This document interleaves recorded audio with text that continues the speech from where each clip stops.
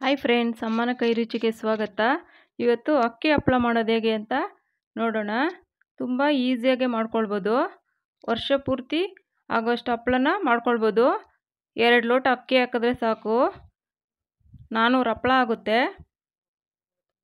ಈಸಿಯಾಗಿ ಹೇಗೆ ಮಾಡೋದು ಅಂತ ನೋಡೋಣ. ನೋಡಿ, ಒಂದು ಪಾತ್ರೆಗೆ ನೋಡಿ, ಈ ಲೋಟದಲ್ಲಿ ನಾನು 2 ಲೋಟ ಅಕ್ಕಿ ತಗೊಂಡಿದ್ದೀನಿ. ಸೊಸೈಟಿ ಅಕ್ಕಿನೇ, ಇದರಲ್ಲೇ ತುಂಬ ಚೆನ್ನಾಗಿ ಬರುತ್ತೆ. ನೋಡಿ, 2 ಲೋಟ ಅಕ್ಕಿ. ಇದನ್ನು ಚೆನ್ನಾಗಿ ತೊಳ್ಕೊಳ್ಬೇಕು. 3ರಿಂದ 4 ಬಾರಿ ಚೆನ್ನಾಗಿ ತೊಳ್ಕೊಂಡ್ರೆ ನಾವು ನೀರು ಹಾಕಿದಾಗ ಅದು ಅಕ್ಕಿ ಕಾಣಿಸ್ಬೇಕು, ಅಷ್ಟು ವೈಟ್ಗಿರಬೇಕು. ಆವಾಗ ಹಪ್ಪಳ ಚೆನ್ನಾಗಿ ಬರುತ್ತೆ.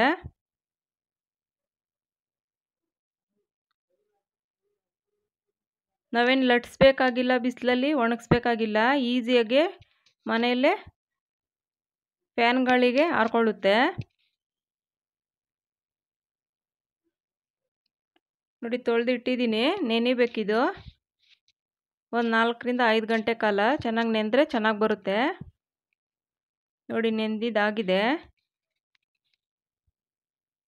ನೋಡಿ, ಈ ಥರ ಚೆನ್ನಾಗಿ ನೆಂದರೆ ಚೆನ್ನಾಗಿ ಬರುತ್ತೆ ಹಪ್ಪಳ. ಈಗ ರುಬ್ಕೊಳ್ಳೋಣ. ತುಂಬ ನೈಸಾಗಿ ರುಬ್ಕೊಳ್ಬೇಕು.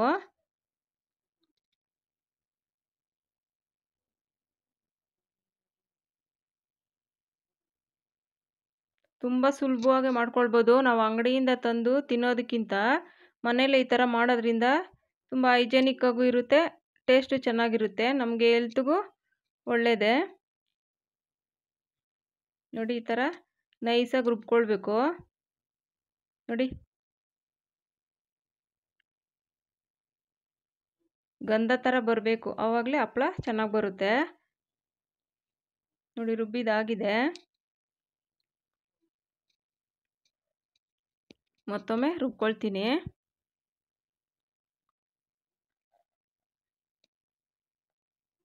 ನೋಡಿ, 2 ಲೋಟ ಅಕ್ಕಿ ಹಾಕಿದ್ರೆ 400 ಹಪ್ಪಳ ಆಗುತ್ತೆ. ವರ್ಷಕ್ಕಾಗಷ್ಟು ಹಪ್ಪಳ ಮಾಡ್ಕೊಳ್ಬೋದು.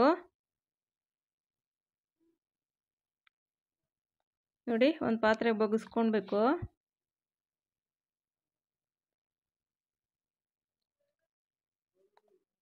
ಮಿಕ್ಸಿ ಜಾರ್ಗೆ ಸ್ವಲ್ಪ ನೀರು ಹಾಕಿ ಚೆನ್ನಾಗಿ ಬಗ್ಗಿಸ್ಕೊಳ್ಬೇಕು. ನೋಡಿ, 2ನೇ ಬಾರಿ ರುಬ್ಬಿರೋದನ್ನು ಹಾಕ್ತಾಯಿದ್ದೀನಿ. ನೋಡಿ, ಇದಕ್ಕೆ ಸ್ವಲ್ಪ ನೀರು ಹಾಕಿ ಆ ನೀರನ್ನು ಹಾಕ್ಕೊಳ್ಳೋಣ. ನೋಡಿ, ಈ ಥರ ಮಿಕ್ಸ್ ಮಾಡಿದ್ರೆ ನೋಡಿ, ಇಷ್ಟಿದ್ರೆ ಸಾಕು.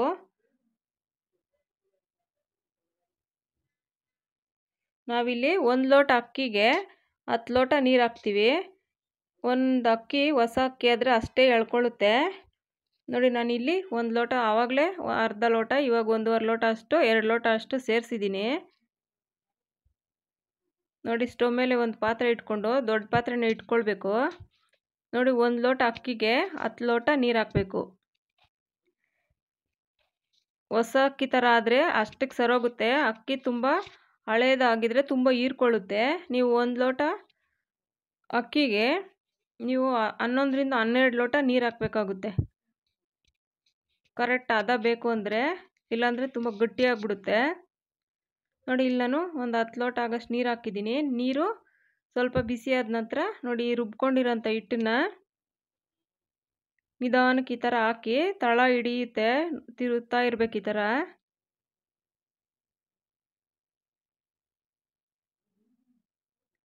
ನೀರು ಸೈಡಲ್ಲಿ ಕಾಯಕ್ಕೆ ಇಡಬೇಕು.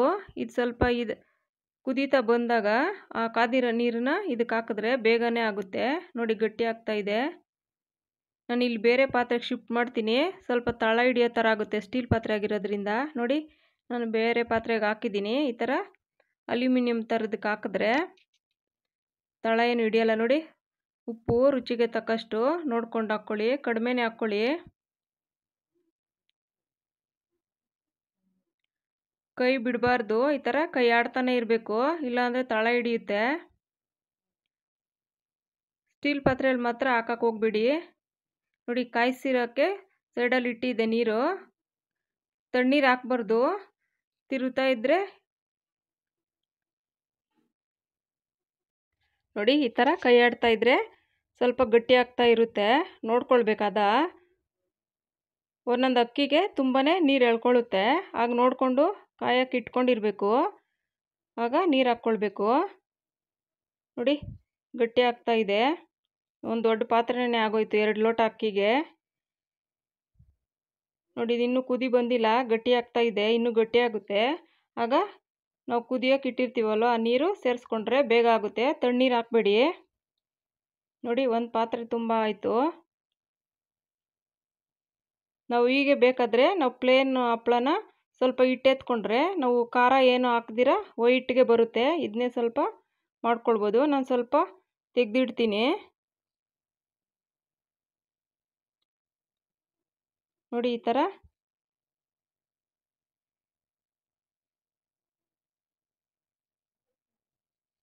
ಆ 20 ಲೋಟ ನೀರು ಇನ್ನೂ ಜಾಸ್ತಿನೇ ತಗೊಳ್ತು, 2 ಲೋಟ 3 ಲೋಟ ಅಷ್ಟು. ನೋಡಿ ಇನ್ನೊಂಚೂರು ಉಪ್ಪು ಹಾಕ್ತಾ ಇದ್ದೀನಿ, ನೀರು ಸ್ವಲ್ಪ ಎಕ್ಸ್ಟ್ರಾ ಹಾಕಿರೋದಕ್ಕೆ. ನೋಡಿ ಈಗ ಕುದಿ ಬರ್ತಾ ಇದೆ. ಚೆನ್ನಾಗಿ ಕೈ ಆಡ್ತಾನೆ ಇರಬೇಕು, ಉರಿ ಸ್ವಲ್ಪ ಕಡಿಮೆ ಇಟ್ಕೊಳ್ಳಿ.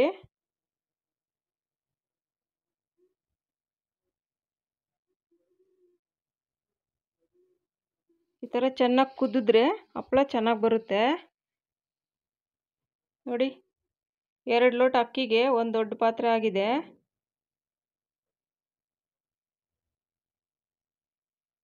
ಸ್ಟೀಲ್ ಇದ್ರಲ್ಲಿ ಮಾತ್ರ ಹಾಕಬೇಡಿ, ತಳ ಹಿಡಿಯುತ್ತೆ ಎಲ್ಲ, ಆಮೇಲೆ ಕಪ್ಪಗೆ ಸಿದ್ದಂಗೆ ಬಂದ್ಬಿಡುತ್ತೆ. ನೋಡಿ ಈ ಥರ ಚೆನ್ನಾಗಿ ಕುದಿಸ್ಕೊಂಡ ನಂತರ ನಾನು ಸ್ವಲ್ಪ ತೆಗೆದಿಟ್ಟಿದ್ದೀನಿ.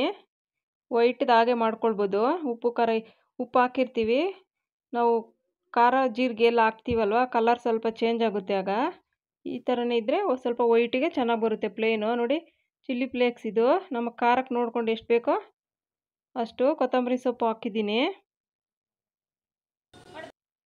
ನೋಡಿ ಈಗ ತಣ್ಣಗಾಗಿದೆ, ಹಪ್ಪಳ ಮಾಡೋಣ. ನೋಡಿ ನಮ್ಗೆ ಯಾವ ಶೇಪ್ ಬೇಕೋ ಆ ಶೇಪ್ಗೆ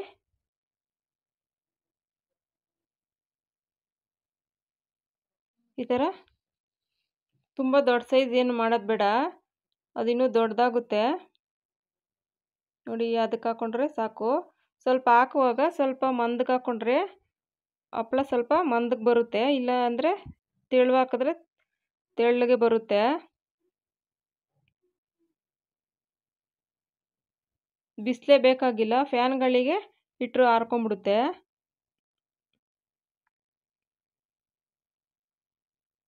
ನೋಡಿ ನಾವೇನು ಲಟ್ಟಿಸ್ಬೇಕಾಗಿಲ್ಲ, ಬಿಸಿಲಲ್ಲಿ ಒಣಗಿಸ್ಬೇಕಾಗಿಲ್ಲ,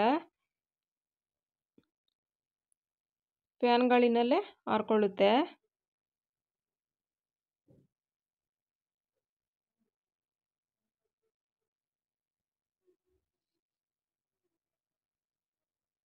ಒಂದು ವರ್ಷಕ್ಕಾಗಷ್ಟು ಹಪ್ಪಳನ ಮನೆಯಲ್ಲೇ ಮಾಡ್ಕೊಳ್ಬೋದು.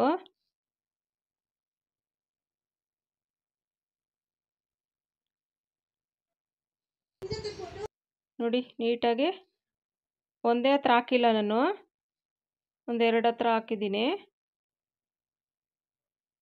ನೋಡಿ ತುಂಬ ಚೆನ್ನಾಗಿ ಬಂದಿದೆ, ಟೇಸ್ಟು ಅಷ್ಟೇ ತುಂಬ ರುಚಿ ಇದೆ. ನೀವು ಈ ಮೆಥಡ್ನಲ್ಲಿ ಟ್ರೈ ಮಾಡಿ ನೋಡಿ. ನಾನು 2 ವಿಡಿಯೋ ಅಪ್ಲೋಡ್ ಮಾಡಿದ್ದೀನಿ ಬೇರೆ ಥರದ್ದು, ಅಬೆ ಹಪ್ಪಳದ್ದು ಮತ್ತು ಸಬ್ಬಕ್ಕಿ ಹಪ್ಪಳದ್ದು.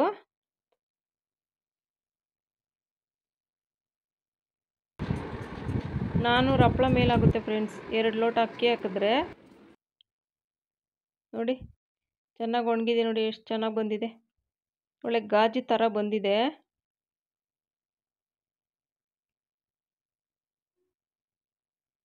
ಫ್ಯಾನ್ ಗಾಳಿನಲ್ಲೇ ಆರಿರೋದು ಇದು, ನಾನು ಬಿಸಿಲಿಗೆ ಹಾಕಿಲ್ಲ.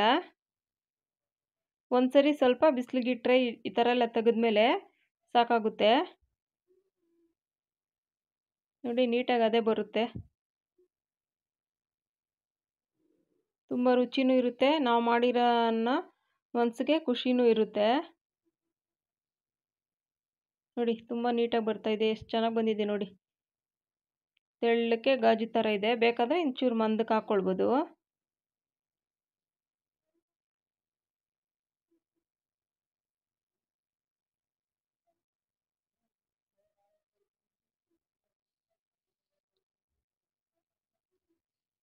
ತುಂಬ ಸುಲಭವಾಗಿ ಮಾಡ್ಕೊಳ್ಬೋದು, ಏನು ಕಷ್ಟನೂ ಇಲ್ಲ. ತುಂಬ ಜನ ಬೇಕು ಹಪ್ಪಳ ಮಾಡೋಕ್ಕೆ ಆ ಥರ ಏನೂ ಇಲ್ಲ, ಒಬ್ಬರೇ ಆರಾಮ್ಸೆ ಮಾಡ್ಕೊಳ್ಬೋದು. ನೋಡಿ ಎಷ್ಟು ಚೆನ್ನಾಗಿ ಬಂದಿದೆ.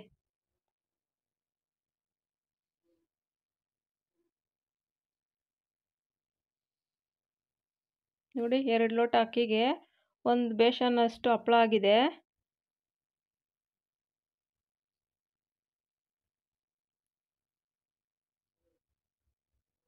ರುಚಿನೂ ಅಷ್ಟೇ ತುಂಬ ಚೆನ್ನಾಗಿ ಬಂದಿದೆ, ಉಪ್ಪು ಎಲ್ಲ ಕರೆಕ್ಟಾಗಿ ಹದವಾಗಿ. ನಾನಿಲ್ಲಿ ಚಿಲ್ಲಿ ಫ್ಲೇಕ್ಸ್ ಹಾಕಿದ್ದೀನಿ ಮತ್ತು ಕೊತ್ತಂಬರಿ ಸೊಪ್ಪು, ಜೀರಿಗೆ 1-2 ಸ್ಪೂನ್ ಹಾಕಿದ್ದೀನಿ ಅಷ್ಟೇ. ಜೀರಿಗೆ ಹಾಕೋದು ಸ್ಕಿಪ್ ಆಗಿಬಿಟ್ಟಿದೆ ವಿಡಿಯೋದಲ್ಲಿ. ನೋಡಿ ಎಣ್ಣೆಗೆ ಹಾಕಿದ್ರೆ ಎಷ್ಟು ಚೆನ್ನಾಗಿ ಬರ್ತಾಯಿದೆ, ತುಂಬ ಕ್ರಿಸ್ಪಿಯಾಗಿ ತುಂಬ ಚೆನ್ನಾಗಿ ಬರ್ತಾಯಿದೆ. ಒಮ್ಮೆ ಟ್ರೈ ಮಾಡಿ ನೋಡಿ.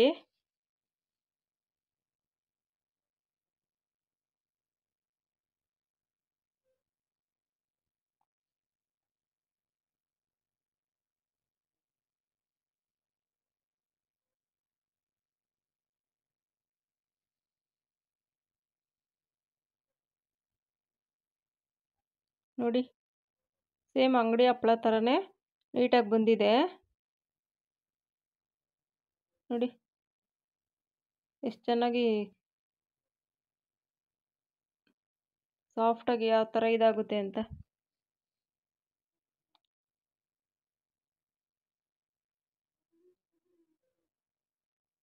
ಒಮ್ಮೆ ಟ್ರೈ ಮಾಡಿ ನೋಡಿ ಈ ಮೆಥಡ್ನಲ್ಲಿ. Thank you friends.